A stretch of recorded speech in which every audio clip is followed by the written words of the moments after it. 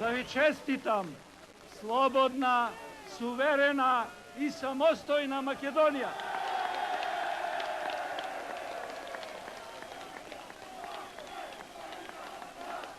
Ентузијазмот и оптимизмот за иднината на младата држава од таа вечер на 8 септември 1991 во годините што следеа наместо да се зголемуваат, континуирано се намалуваа. Економска криза, блокади, вета, богатење на малкумина наспроти осиромашување на многумина, војни во соседството, конфликт дома, безмалку бесконечни одложувања во процесите на евро и евроатлантско интегрирање, автократски владења. 32 години подоцна, данокот за ненавременото создавање систем на вредности во кој, меѓу другото, квалитетот ќе биде предпартиската припадност си го зеде своето. Иселувањето на младите не се намалува, иднината се бара надвор, а не дома.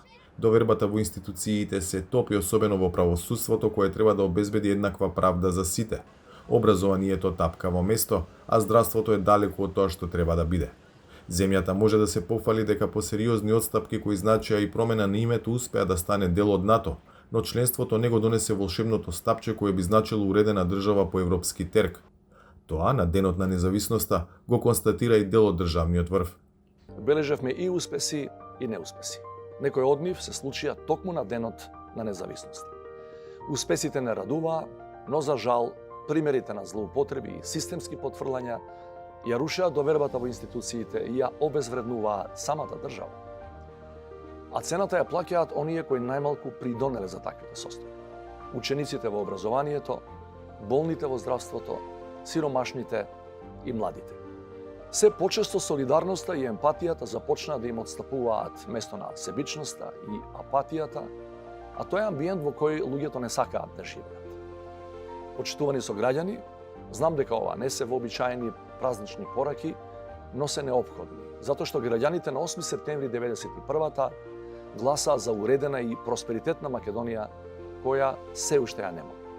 Денес нам ни е потребен нов колективен напор, но при тоа карактерот на тој потфат треба да биде соодветен со времето во кое живее. Премиерот, за разлика од председателот, е помалку критичен, а повеќе оптимистичен. Во обраќањето се фокусираше на точката која е примарна за неговата влада – пристапувањето во Европската Унија, процес кој во моментот зависи и од уставните измени кои засега го немаат потребното мнозинство во парламентот. Денес живееме во држава со осигурани територијални граници, со признаен македонски јазик и македонски идентитет, држава која што е пример за почитување на човековите права како успешна, мултиетничка и мултикултурна функционална демократија. Европа во мало.